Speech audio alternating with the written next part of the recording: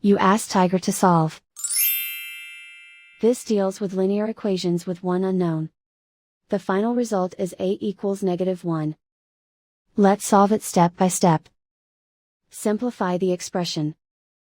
Expand the parentheses. Multiply the coefficients. Simplify the arithmetic.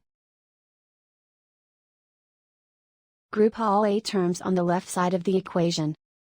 Subtract 8a from both sides.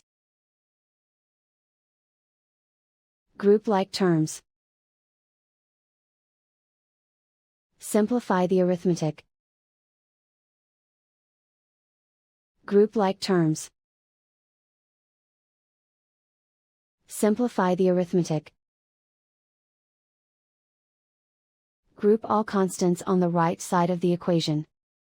Add 4 to both sides. Simplify the arithmetic.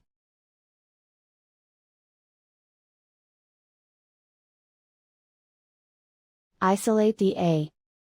Divide both sides by 8. Simplify the fraction.